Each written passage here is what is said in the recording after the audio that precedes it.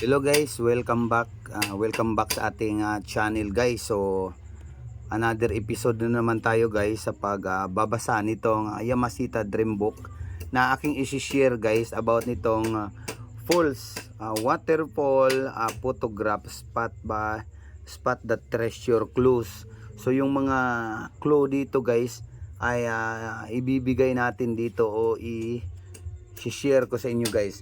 So kung titingnan natin dito sa unang column ay ang sinasabi dito guys, the photograph left of a waterfall looks very natural and in all splendor, but in actual facts it has been made by man. So sabi dito guys, parang natural lang daw itong waterfalls na ito guys.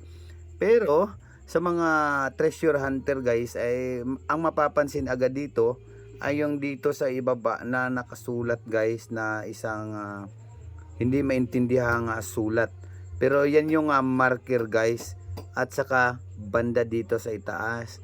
So mapapansin natin guys dito sa itaas, unang-una ay itong mukha ng tao guys.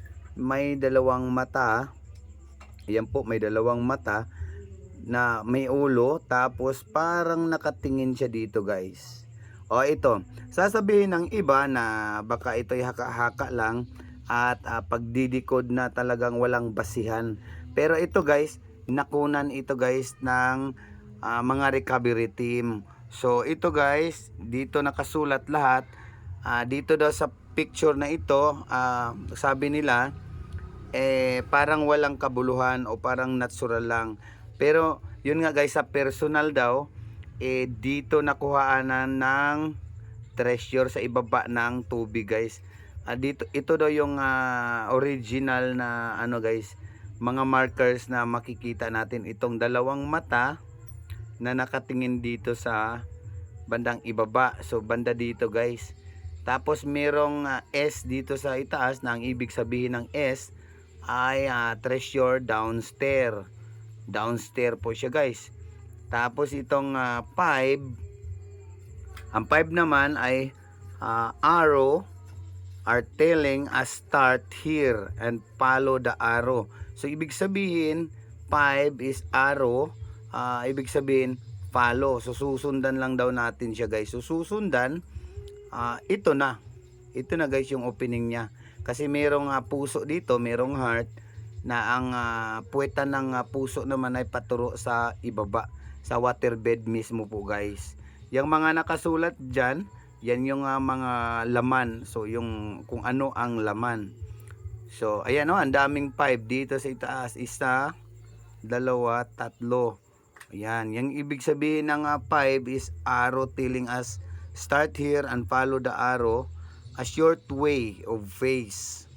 Diba? So short way. So ano lang daw siya, hindi siya malayo. So short nga Ayan, nakatingin siya dyan.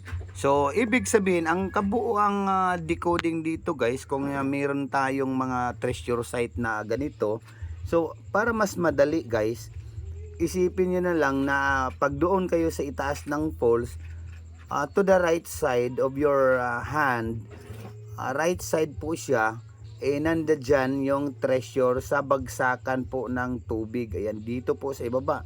Tulad nitong nasa illustration, kasi nga itong picture dito ay meron siyang ulo ng tao na meron siyang dalawang mata na kung titignan mo, pansinin mo, ay talagang nakatitig siya doon.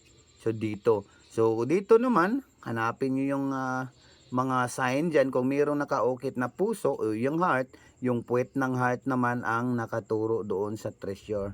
Kasi nga, yung iba nagpo-post meron ako nakitang ibang mga decoder, dito sila nagbabasag. Ayan, itong parang tiyan ng tao dito na sign guys. Dito sila nagbabasag. Ayan, dito rin mismo sa may sign na dalawang mata, dito rin nila inopen. So pag open nila guys, wala talagang makukuha dyan. So dito sa ibaba, ayan, nakatingin po siya. Ayan. So yun lang guys. ang ating unang guys, ating pangalawang decoding. So sa susunod naman ng ating video, ganito rin ang ating gagawin habang wala pa tayong mga nilalakad na mga areas guys na talagang i-personal natin pag Pero isa-isahin ko ito guys na i-discuss dito sa aking TV para po ma-share sa inyong lahat. So maraming salamat sa inyong pagsubaybay guys. Please like and share, and then baguhan ka lang sa aking channel, please subscribe my YouTube channel at LTHP TV. Thank you so much guys. God bless.